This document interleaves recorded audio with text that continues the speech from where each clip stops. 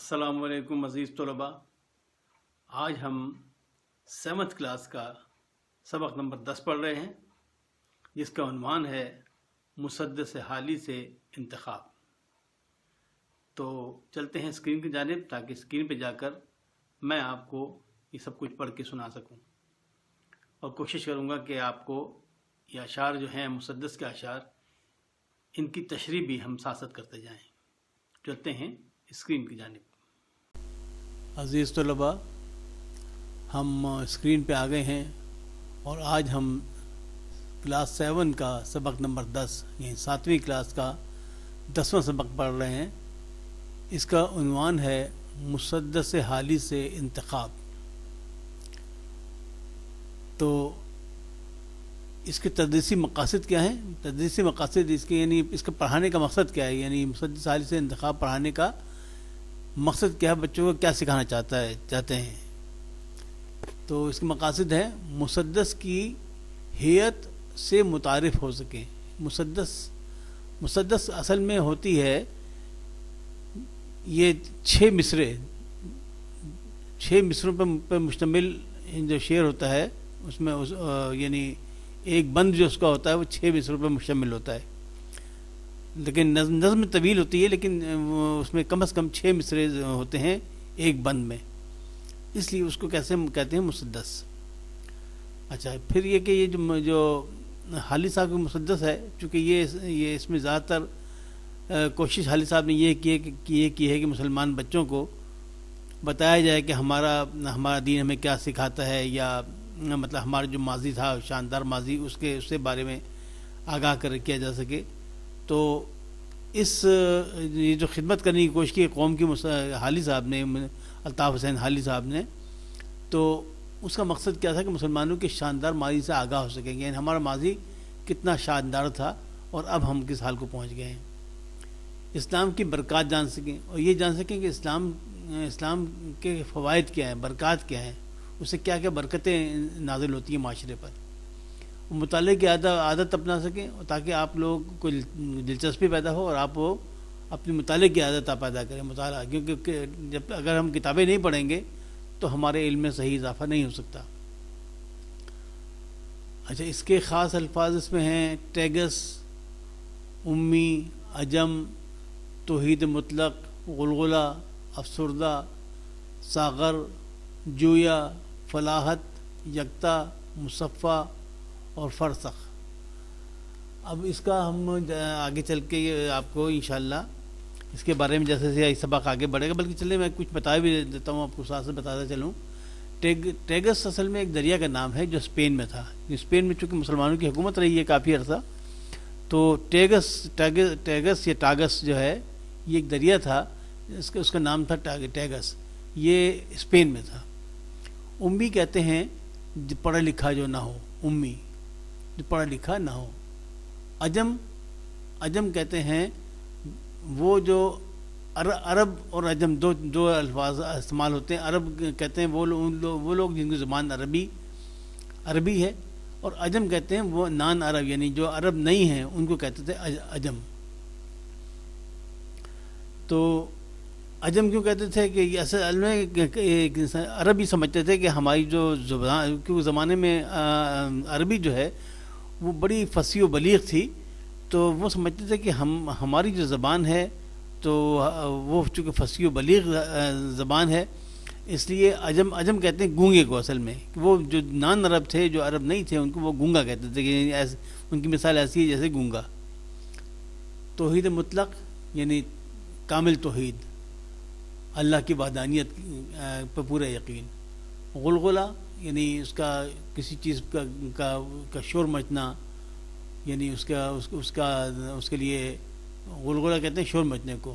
افسردہ کہتے ہیں انسان جب اگر وہ ہو غمگین ہو تو اسے کہتے ہیں افسردہ.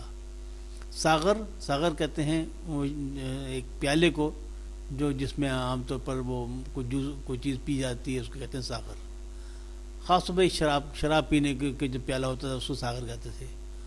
جویا کہتے ہیں کھوج لگانے والا، یعنی جو کھوج میں لگا رہے کسی چیز کی تلاش میں. فلاحت، فلاحت کہتے ہیں کھیتی باڑی کو، کھیتی باڑی کو کہتے ہیں فلاحت۔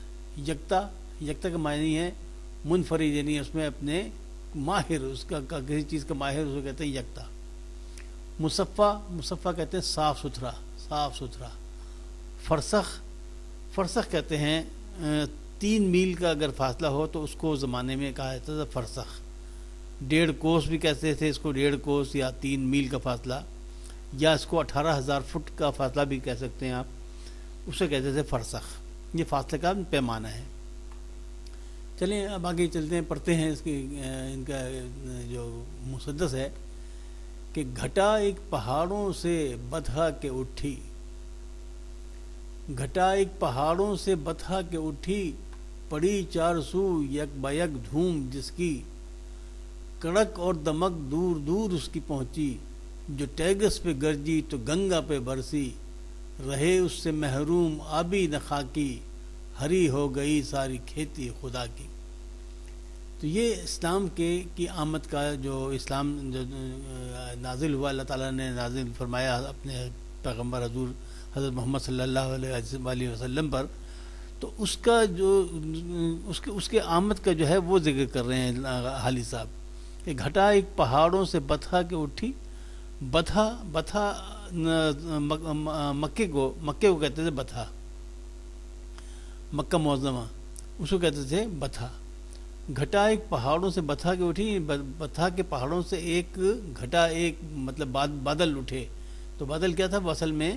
وہ جو اسلام کے جو حضور نے وہ کیا تھا اعلان کیا تھا، وہ ایک پہاڑ پہ چڑھ کے کیا تھا مکہ کے، تو اس کا ذکر کر رہے ہیں۔ گھٹا ایک پہاڑوں سے بتھا کے اٹھی، پڑی 4 سو یک بیک دھوم جس کی وجہ سے ہر طرف اس کی دھوم مچ گئی، کڑک اور دمک دور دور اس کی پہنچی، یعنی جس طرح بادل ہوتے ہیں بارش برسنے پہلے وہ خوب کڑک ہوتی ہے تو روشنی دور دور پہنچتی ہے اور اسے گرجتے بھی ہیں، تو اس طرح وہ جو ہے اس کی دمک اور اس کی کڑک اور اس کی جو دمک تھی وہ دور دور تک پہنچی۔ جو ٹیگس پہ گرجی تو گنگا پہ برسی، یہ ٹیگس یعنی ٹیگس جو دریا ہے کا نام ہے اندلس میں، تو جو ٹیگس پہ گرجی تو گنگا پہ برسی، اور یعنی اسپین کا جو تھا ٹیگس اس پہ گرجی اور گنگا پہ برسی اور انڈیا تک پہنچ، مطلب ہے کہ اس کی روشنی جو ہے وہ اسپین اور ہندوستان تک پہنچ گئی۔ گنگا ہندوستان میں، گنگا پہ برسی، رہے اس سے محروم آبی نہ خاکی، ہری ہو گئی ساری کھیتی خدا کی، یعنی اس اسلام کی روشنی سے آبی اور خاکی یعنی جو دنیا جو دریا میں رہنے والی یعنی پانی میں رہنے والی مخلوق اور زمین پہ رہنے والی مخلوق کوئی محروم نہ رہی، ہری ہو گئی ساری کھیتی خدا کی، یعنی یہ جو بارش تھی، یہ اسلام کی بارش تھی، ہر جگہ برسی اور اس نے کسی کو محروم نہیں رکھا۔ کیا امیوں نے جہاں میں اجالا، ہوا جس سے اسلام کا بول بالا، بتوں کو عرب اور عجم سے نکالا، ہر ایک ڈوبتی ناؤ کو جاں سنبھالا، زمانے میں پھیلائی توحید مطلق، لگی آنے گھر گھر سے آواز حق حق۔ اچھا، امی کہتے ہیں جو پڑھے لکھے نہ ہوں، جنہوں نے تعلیم حاصل نہ کی ہو، کیا امیوں نے جہاں میں اجالا، یعنی اسلام کا جو یہ کرشمہ ہے کہ ایسے حضور صلی اللہ علیہ وسلم جو ہے وہ پڑھے لکھے نہیں تھے، تو لکھنا پڑھنا نہیں جانتے تھے، لیکن انہوں نے جہاں میں ان میں علم کا اجالا انہوں نے پھیلایا۔ یہ اللہ تعالیٰ کا اصل میں ایک یعنی یہ بھی ایک معجزہ ہے کہ ایک ایسا شخص جس نے کچھ پڑھا لکھا نہ ہو، لیکن اس نے جو چیز پیش کی اس کا جواب بڑے بڑے فلسفیوں، بڑے بڑے یعنی علوم و فنون جاننے والوں کے پاس بھی اس کا کوئی جواب نہیں تھا۔ تو کیا امیوں نے جہاں میں اجالا، ہوا جس سے اسلام کا بول بالا، یعنی اسلام کا اس سے بول بالا ہو گیا، بتوں کو عرب اور عجم سے نکالا، یعنی جو بت پرستی تھی اس کو عرب سے اور غیر عرب یعنی عرب کے جو دوسرے علاقے جہاں پہ عربی نہیں تھے وہاں سے بھی اور عرب سے بھی بتوں کو نکال باہر کیا۔ بتوں کو عرب اور عجم سے نکالا، ہر ایک ڈوبتی ناؤ کو جاں سنبھالا، اور جو معاشرہ تباہ ہو رہا تھا اس معاشرے کو انہوں نے اس میں سدھار پیدا کی، اس میں اس کو تباہ ہونے سے بچا لیا. زمانے میں پھیلائی توحید مطلق، لگی آنے گھر گھر سے آواز حق حق. یعنی زمانے میں میں جو اللہ تعالیٰ کی وحدانیت ہے اس کو زمانے میں پھیلایا اور ہر گھر سے حق حق کی آواز آنے لگی. یعنی بت پرستی اور جو غلط یعنی اللہ کے علاوہ دوسروں کی جو غیر اللہ کی جو وہ کرتے تھے عبادت، وہ اس کو سب کو ختم کیا اور ہر گھر سے حق حق کی آواز آنے لگی. یعنی اللہ کو لوگ پہچاننے لگے. ہوا غلغلہ نیکیوں کا بدوں میں، پڑی کھلبلی کفر کی سرحدوں میں. ہوئی آتش افسردہ آتش قدوں میں، لگی خاک سی اڑنے سب معبدوں میں. ہوا کعبہ آباد سب گھر اجڑ کر، جمے ایک جا سارے دنگل پچھڑ کر. اب یہ کیا ہے؟ ہوا غلغلہ نیکیوں کا بدوں میں، یعنی جو برے لوگ تھے ان میں نیکیوں کا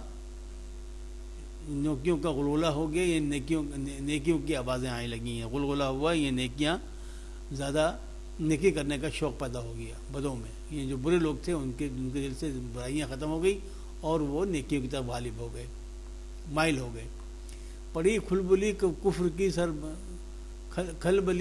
کی سرحدوں میں، یعنی کفر جو تھا اس کی سرحدوں میں بے چینی پیدا ہو گئی. کھلبلی بے چینی پڑ گئی اور وہ ظاہر ہے کہ اسلام تیزی سے آگے بڑھنے لگا. اور ہوئی آتش افسردہ آتش قدوں میں، یعنی آتش قدے جو تھے یہ اصل میں جو آگ کو پوجنے والا مذہب تھا زرتشت، یہ اس کی بات ہو رہی ہے. ایران میں اس زمانے میں آگ کو پوجا جاتا تھا، تو آتش قدے وہاں ہوتے تھے جس میں آگ جلا کر اور اس کی عبادت کیا کرتے تھے. تو وہ ظاہر ہے کہ جب اسلام پھیلا تو آتش قدہ یعنی وہ جس میں آگ جلا کے وہ پوجا کرتے تھے ان کی وہ آگ بجھ گئی. ہوئی آتش افسردہ آتش قدوں میں آگ بجھ گئی. افسردہ ہونا یعنی بجھ جانا. لگی خاک سی اڑنے سب معبدوں میں، اور جو لوگوں نے جھوٹے خداؤں کے وہ بنا رکھے تھے اس میں خاک سی اڑنے لگی. یعنی وہاں سے لوگ توبہ کر کے اور انہوں نے ان ایسے عبادت گاہیں جہاں پہ اللہ کے علاوہ کسی اور کی پوجا ہوتی تھی یا اس کی پرستش ہوتی تھی وہاں پہ ویرانی چھا گئی. ہوا کعبہ آباد سب گھر اجڑ کر، جمے ایک جا سارے دنگل پچھڑ کر. یعنی اب کعبہ آباد ہو گیا جہاں پہ اللہ کا نام لیا جاتا تھا اور باقی سارے عبادت گاہیں جو ہیں وہ ساری ویران ہو گئی. ہر ایک میں کدے سے بھرا جا کے ساغر، ہر ایک گھاٹ سے آئے سیراب ہو کر. گرے مثل پروانہ ہر روشنی پر، گرہ میں لیا باندھ حکم پیمبر. کہ حکمت کو ایک گمشدہ مال سمجھو، جہاں پاؤ اپنا اسے مال سمجھو. اب یہ کیا ہے؟ یہ اصل میں جو حضور صلی اللہ علیہ وسلم کی ایک حدیث ہے کہ علم حاصل کرو چاہے تمہیں چین تک جانا پڑے. تو یہ اصل میں اس کی تشریح ہے. اس کے بارے میں بتایا کہ ہر ایک میں کدے سے بھرا جا کے ساغر، یعنی اپنے جو علم کی پیاس ہے، علم کی پیاس بجھانے کے لیے ہر ایک جہاں سے علم حاصل ہوا وہ علم کو حاصل کیا. ہر ایک گھاٹ سے آئے سیراب ہو کر، اور ہر گھاٹ یعنی جہاں پہ بھی علم ملا وہ علم حاصل کیا اور اس سے اپنے سیراب ہو کر اور علم میں اضافہ کیا اپنے. گرے مثل پروانہ ہر روشنی پر، اور جہاں بھی روشنی کہتے ہیں حقیقت کو اور اندھیرا کہتے ہیں کہ جہاں برائی ہو، تو مطلب جہاں بھی اچھائی تھی اس اچھائی کو انہوں نے ہر جگہ سے حاصل کیا جہاں سے بھی ممکن تھا. گرہ میں لیا باندھ حکم پیغمبر، یعنی اللہ کے اب جو ہمارے پیغمبر حضور صلی اللہ علیہ وسلم کا جو حکم تھا اس کو اپنی گرہ میں باندھ لیا، یعنی اس پہ عمل کیا. کیا حکم تھا کہ حکمت کوئی گمشدہ لال سمجھو، کہ تم جو حکمت ہے یعنی علم ہے اس کو ایک گمشدہ لال سمجھو. گمشدہ لال جو ہوتا ہے قیمتی پتھر، اس کو وہ سمجھو، اور جہاں پاؤ اپنا اسے مال سمجھو. جہاں وہ ملے اس کو اپنا مال سمجھ کر اس کو حاصل کرو. یعنی علم حاصل کرنے کے بارے میں یہ جو ایک وہ ہے مسدس کا یہ حصہ، یہ اس کے بارے میں ہے. یہ ہر ایک میں کا جیسے بھرا جا کے ساغر، یہاں سے لے کر جہاں پاؤ اپنا اسے مال سمجھو، یہ اسی حدیث کے بارے میں کا ذکر ہے.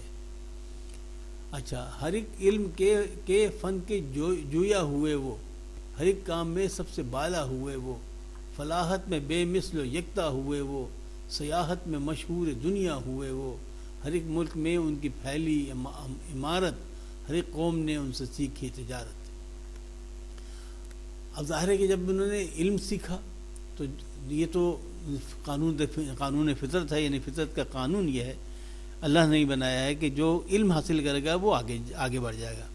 تو آپ یہ دیکھیے کہ جس زمانے کا یہ ذکر کر رہے ہیں، اس زمانے میں چونکہ مسلمان علوم و فنون میں دنیا میں سب سے آگے تھے، یعنی علم میں ہر میدان میں، چاہے وہ حکمت ہو، یعنی میڈیکل کی فیلڈ سے کہہ سکتے ہیں آپ، اس میں سرجری میں، مطلب جو فلکیات میں، معاشیات میں، ہر چیز میں مسلمان دنیا میں سب سے آگے تھے علوم و فنون کے لحاظ سے۔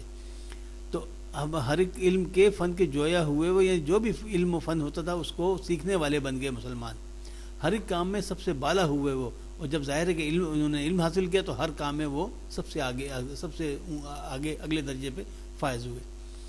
فلاحت میں بے مثل و یکتا ہوئے وہ، یعنی فلاحت کہتے ہیں کھیتی باڑی کو، کھیتی باڑی میں بے مثل و یکتا ہوئے وہ، نئے نئے طریقے انہوں نے ایجاد کیے کھیتی باڑی کے، اس لیے سب سے بے مثل و یکتا ہوئے، یعنی سب سے منفرد ہو گئے۔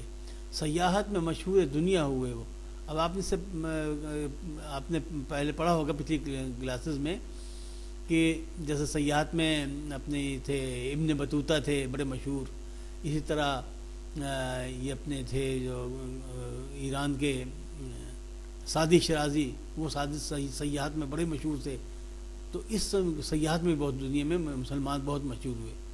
ہر ایک ملک میں ان کی پھیلی عمارت، ہر ایک قوم نے ان سے سیکھی تجارت، یعنی ہر ملک میں ان کی جو انہوں نے اپنے قدم جمائے اور ہر قوم نے ان سے تجارت سیکھی، تجارت کے بھی نئے نئے اصول انہوں نے دنیا کو سکھائے۔ یہ ہموار سڑکیں، یہ راہیں مصفہ، دو طرفہ برابر درختوں کا سایہ، نشان جا بجا میل و فرسخ کے برپا، سرے راہ کنویں اور سرائیں مہیا، انہی کے سب نے یہ چربے اتارے، اسی قافلے کے نشاں ہیں یہ سارے۔ اب یہ دیکھیے آپ کے اس زمانے کی جو مسلمانوں کی نے جو کچھ دنیا کو سکھایا ہے وہ کیا ہے؟ یہ ہموار سڑکیں، یعنی ہموار سڑکیں بنائی مسلمانوں نے، یہ راہیں مصفہ، یہ صاف ستھرے راستے بنائے، دو طرفہ برابر درختوں کا سایہ، اور درختوں کا سایہ دو طرفہ، یعنی سڑک کے دونوں جانب درخت لگائے۔ اس کا فائدہ کیا تھا؟ کیونکہ اس زمانے میں گھوڑوں پہ وغیرہ پہ سفر ہوتا تھا اور لمبا سفر ہوتا تھا، اور ظاہر ہے آج کل کی طرح وہ ریل گاڑی یا جہاز یا موٹر کار اور بسیں اس قسم کی چیزیں نہیں تھیں۔ تو وہاں پہ مسلمان یعنی لوگوں کو سفر کرتے وقت اگر درخت کا سایہ مل جاتا تھا تو وہ بڑی غنیمت ہوتی تھی، مطلب ان کو سستانے کے لیے، اور سایہ مل جاتا تھا تو اس سے ظاہر گرمی کا اثر بھی ختم ہوتا ہے، اور درختوں سے اور بہت سے فوائد ہیں جو لوگ حاصل کرتے تھے۔ نشان جا بجا میل و فرسخ کے برپا، یعنی جب جو راستے بنائے تھے، جو انہوں نے سڑکیں بنائی تھیں، اس پہ جا بجا یہ نشان لگائے کہ یہ نہیں جو فاصلہ کتنا طے ہو گیا، کتنا باقی رہ گیا۔ میل و فرسخ یعنی میل کے اور فرسخ کے یعنی کوس کے، جو تقریباً 3 میل کے برابر ہوتا تھا، اس کے نشانات سڑکوں پہ انہوں نے لگائے۔ سرے راہ کنویں اور سرائیں مہیا، اور جو راستے تھے وہاں پہ اس پہ انہوں نے کنویں بھی کھودے گئے، کیونکہ زمانے میں یہ پانی کا سسٹم نہیں تھا، نلکے والا نہیں تھا، تو کنویں کی ضرورت پڑتی تھی، تو وہ کنویں کھودے گئے، اور سرائیں مہیا کی، تاکہ جہاں پہ مسافر، سرائیں کہتے ہیں جیسے آج کل جسے آپ ہوٹل کہتے ہیں، اس کو زمانے میں سرائے کہتے تھے، تو سرائیں بنائی تاکہ وہاں پہ مسافر جا کے ٹھہر سکیں اور آرام کر سکیں۔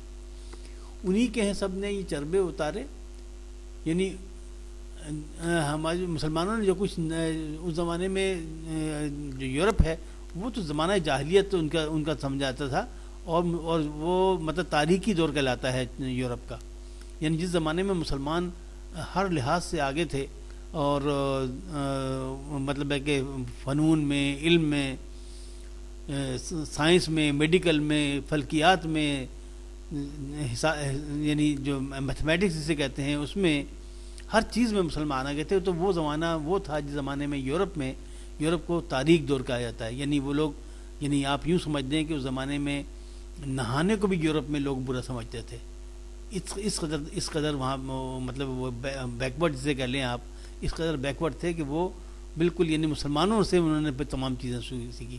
انہی کے ہیں سب نے ہی چربے اتارے، یعنی انہی سے کی نقل کی، مسلمانوں کی ہی نقل کر کے باقی قوموں نے بھی ان سے یہ سب کچھ سیکھا. اور اسی قافلے کے نشاں ہیں یہ سارے، اور اسی مطلب مسلمانوں کے جو قافلہ تھا اسی کے نشاں آپ کو یورپ میں ہر جگہ نظر آتے ہیں.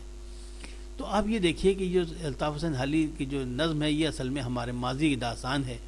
یہ وہ اس زمانے کی باتیں ہیں جب مسلمان دنیا میں سب سے آگے تھے. اور یہ بات یہ ہے کہ دیکھیے یہ نظام قدرت ہے کہ جو تعلیم حاصل کرتا ہے وہی آگے بڑھتا ہے. جب ہم تعلیم حاصل کرتے تھے، ہم علم میں سب سے آگے تھے، تو ہم دنیا پہ حکمران بھی ہم ہی تھے.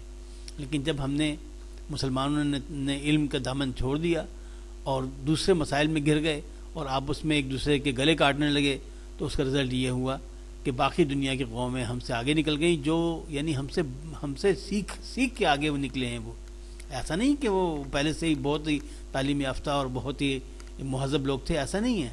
مسلمانوں انہوں نے سب کچھ سیکھا، اور سیکھنے کے بعد انہوں نے اس کو آگے بڑھایا، اور ہم اپنے دوسرے مسائل میں لگ گئے، ہم عیش و عشرت میں پڑ گئے، اور آپس میں ہم نے ایک دوسرے کے خلاف اپنی ساری توانائیاں صرف کرنی شروع کر دیں.